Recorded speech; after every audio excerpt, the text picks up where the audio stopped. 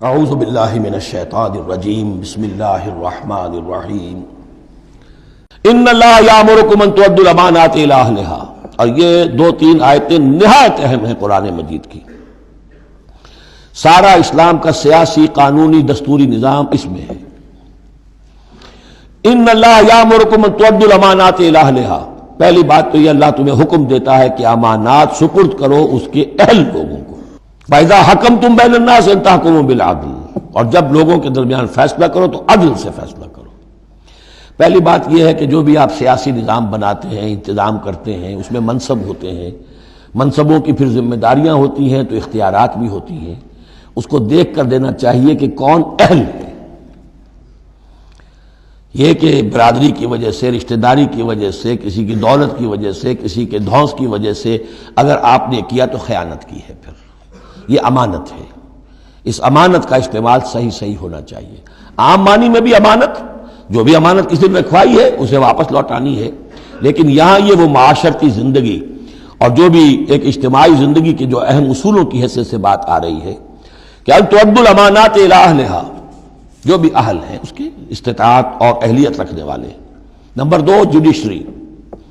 وَإِذَا حَكَمْتُمْ بَيْنَ النَّاسِ أَن تَحْكُمُوا بِالْعَدْلِ، پہلی چیز ہے سیاسی نظام، کس کو امیر بناؤ، امیر المومنین بناؤ، کس کے لیے تم ہیڈ آف دی اسٹیٹ بناؤ، کیا کرو، وہ تو جو بھی نظام ہوگا پہلے تو یہ کہ وہ اہلیت کی بنیاد پر ہو۔ نمبر دو، جوڈیشری جو ہے وہ مضبوط ہو۔ اذا حکمتم بین الناس ان تحکموا بالعدل، جب لوگوں کے مابین تم فیصلے کرو تو عدل کے ساتھ کرو۔ ان اللہ نعم ما یعظکم بہ، یقیناً اللہ تعالیٰ یہ بہت ہی اچھی نصیحتیں ہیں جو تمہیں کر رہا ہے۔ ان اللہ کان سمیعا بصیرا، یقیناً اللہ تعالیٰ سب کچھ سننے والا، دیکھنے والا ہے۔ اب تیسری ہے لیجسلیچر۔ آپ کو معلوم ہے یہ تین پلرز ہیں ماڈرن سٹیٹ کے، چوتھا کہہ دیتے ہیں کہ پریس بھی چوتھا پلر ہے، یہ کہنے کی باتیں ہیں، اصل میں تو تین ہی ہیں، لیجسلیچر، جوڈیشری اور انتظامیہ، ایگزیکٹو۔ ایگزیکٹو کی پہلی آیت آ گئی، جسے اختیار دینا ہے دیکھ لو کہ اہل ہے کہ نہیں، عدلیہ، اور اب تیسری بات لیجسلیچر۔ لیجسلیچر کے اصول کیا ہوں گے؟ یا ایھا الذین آمنوا اطیعوا اللہ واطیعوا الرسول، اے اہل ایمان اطاعت کرو اللہ کی اور اطاعت کرو رسول کی۔ یعنی کوئی قانون اللہ اور اس کے رسول کی منشا کے خلاف نہیں بنایا جا سکتا۔ یہ ہمارے دستور میں بھی لکھا ہوا ہے، no legislation can be done repugnant to the Quran and the Sunnah. لیکن یہ جو میں آج کل کہہ رہا ہوں کہ یہ منافقت کا پلندہ ہے کہ اس کی کوئی ضمانت نہیں، اس کی ایگزیکیوشن کی، امپلیمنٹیشن کی کوئی اسکیم موجود نہیں، لکھا ہوا ہے اوپر۔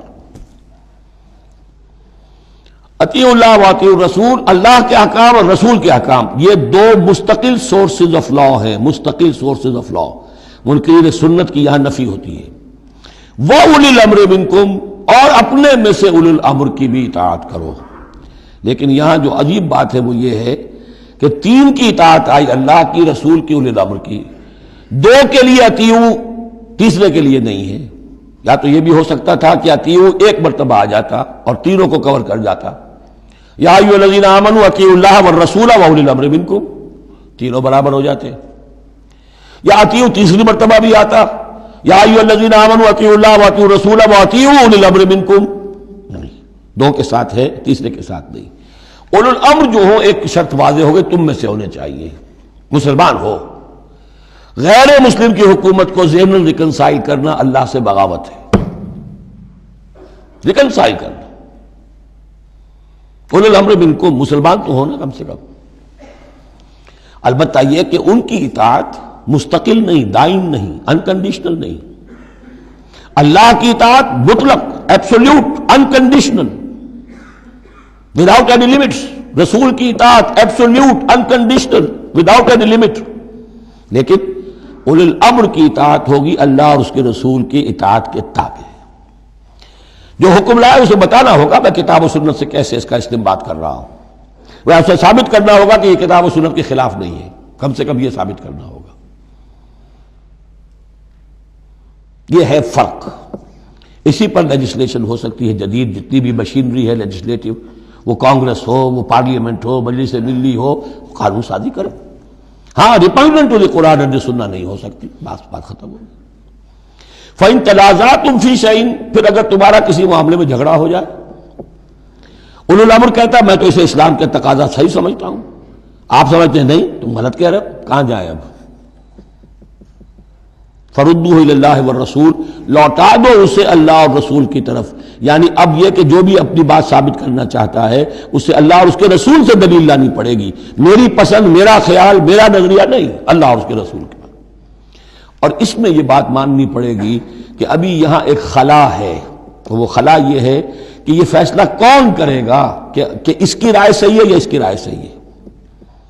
یہ ہے اصل میں آج کی ریاست میں آ کر وہ خلا پر ہو چکا ہے، یہ جوڈیشری کا کام ہے. لیکن جب کہ ابھی اسلامی ریاست قائم ہوئی ہے عرب میں حضور کے زمانے میں، ابھی یہ انسٹیٹیوشنز جو ہیں شروع میں پوری طریقے سے آئیڈینٹیفائڈ اور علیحدہ علیحدہ انسٹیٹیوشنز تھے ہی نہیں کہ یہ لیجسلیچر ہے، یہ جوڈیشری ہے، یہ ایگزیکٹو ہے. حضرت ابوبکر کے زمانے میں تو کوئی یعنی قاضی تھے ہی نہیں. حضرت عمر نے پہلے شعبہ قضا شروع کیا ہے، تو رفتہ رفتہ انسٹیٹیوشن ڈیولپ ہوئے ہیں. لیکن اصول یہ ہے کہ دو کی اطاعت تو ہے قطعی اور لازمی، انکنڈیشنل ایبسولوٹ. تیسری اطاعت اس کے تابع ہوگی. فیصلہ کون کرے گا؟ جدید دور میں اس کا جو انسٹیٹیوشن ہے وہ عدلیہ ہے. وہاں ہر شخص جائے، اپنی دلیل دے، علماء جائیں، عوامی جائیں، جو چاہیں جائیں، سب وہ جو جا کر دلائل دیں، لیکن وہاں سے فیصلہ ہو جائے گا کہ واقعتاً یہ ریپگننٹ ہے یا نہیں. فَإِن تَنَازَعْتُمْ فِي شَيْءٍ فَرُدُّوهُ إِلَى اللَّهِ وَالرَّسُولِ إِن كُنتُمْ تُؤْمِنُونَ بِاللَّهِ وَالْيَوْمِ الْآخِرِ. یہ طرز عمل تمہیں اختیار کرنا چاہیے اگر تم واقعتاً اللہ پر اور یوم آخر پر ایمان رکھتے ہو.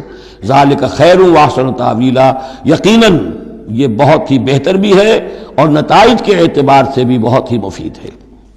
صدق اللہ العظیم.